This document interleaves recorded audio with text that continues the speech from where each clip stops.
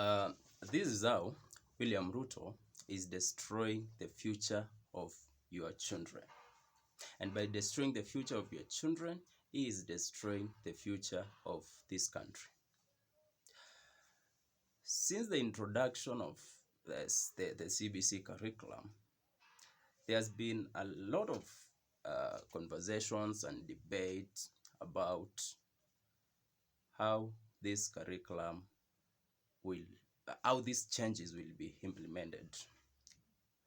But one thing has remained very clear, that the CBC has refused to work. And not because the CBC is bad, no, because the government is clueless and they do not care about the future of this country. The other day, there was this conversation about taking the junior secondary school to the secondary level. But William Ruto refused. First of all, let me tell you why this is dangerous. But before I tell you that, I will tell you why he refused. William Ruto knows when he takes the junior secondary school to the secondary level, he will need to employ more teachers. He knows that in the secondary schools, every teacher will specializes on the subjects they studied.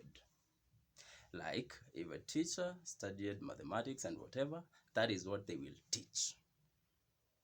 But since William Ruto doesn't want to employ more teachers, he wants a junior secondary school to remain in the primary level, where one teacher can teach about 7 subjects.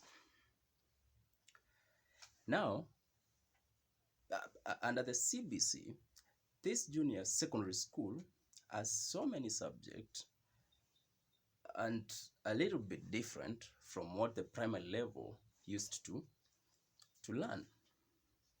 Now, he employs a Kiswahili teacher and tells that teacher that they should teach all the subjects in the junior secondary school. This is a Kiswahili teacher, and you expect him or her to teach sciences, mathematics, computer studies, and every other subject.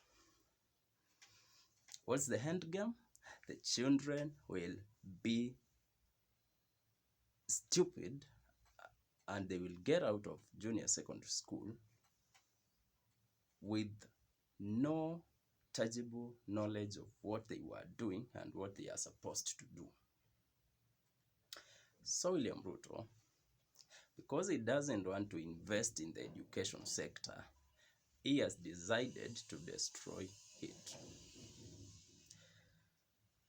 Another reason why he doesn't want to take the junior secondary school to the secondary level is because while at the junior secondary school, these teachers are in the same job group as the primary school teachers. By being in the same job group, that means they receive the same salaries. So William Ruto knows when he takes this to the secondary school, he will have to pay them some more money. But because this person doesn't care about the future of this country and doesn't want to spend our taxes on paying teachers, he has refused to take the junior secondary school to the secondary level. Now this is what will happen. You cannot introduce computer studies in junior secondary school. You cannot introduce all this technology, yet there is no the infrastructure. There are no teachers to teach this subject. What happens? On paper, they will say your child has studied sciences and all these other practical subjects.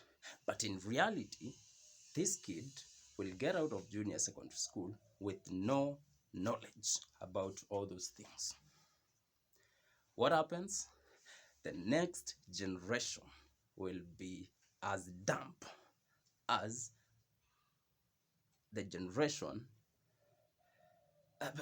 they will there will be no difference between these kids and those who never went to school.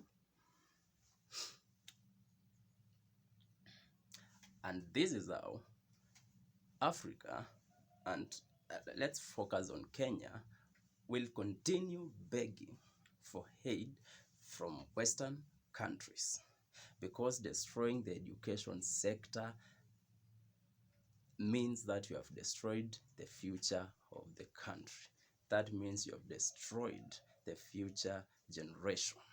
That means in the next few decades, if not centuries, Kenyans will pay for this mistake William Ruto is doing today. So what is the solution? Some of you may ask. It is very simple. Wake up, mobilize, organize, and remove these people from office as soon as possible. If you do not do that, you will pay.